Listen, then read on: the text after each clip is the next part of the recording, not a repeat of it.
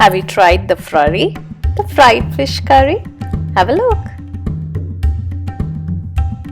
I've used kingfish slices here. You can use pomfret or any other firm fleshed fish. These were marinated with spice powders. Check the description below. Just sprinkle with a light coating of rice flour on each side.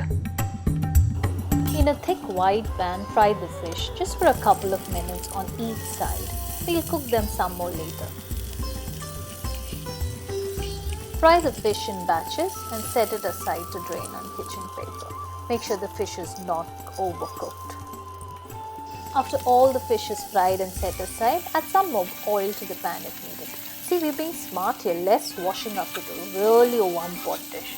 Add the sliced onions, ginger and garlic and fry on a medium heat until it's starting to turn brown.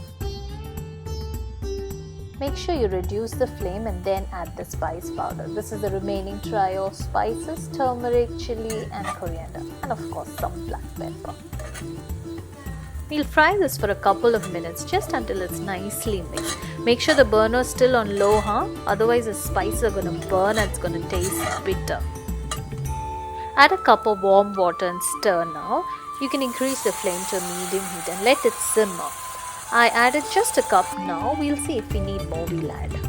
Add some salt as well. Gently add the fried fish back into the pan. I can see that I needed more water, so I added a cup of water more. We'll be adding some coconut milk at the end, which will also increase the gravy content. So keep that in mind while adding the water. We don't want the gravy to be very thin.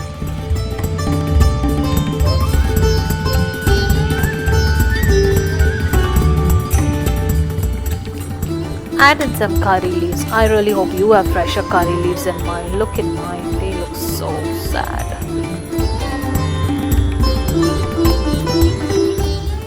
So this is fish tamarind or gamboji or kodampulli as it's called in Kerala. It's typically used in fish preparations and is used in Ayurveda too. It has an exceptional tangy taste and a light smoky flavor. If you cannot find this, substitute with tamarind paste or extract dissolved in a quarter cup of water. Pour in a cup of coconut milk. This is straight out of a can for me. If you're using freshly squeezed coconut milk, then pour the thin or the second extract now and let it cook for a couple minutes. Pour the thick or the first extract later.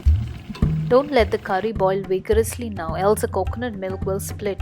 Let it come to a gentle simmer and then turn off the flame. The frurry is now ready. And yeah, the more it rests, the better it tastes. Enjoy. Thanks for watching. Bye.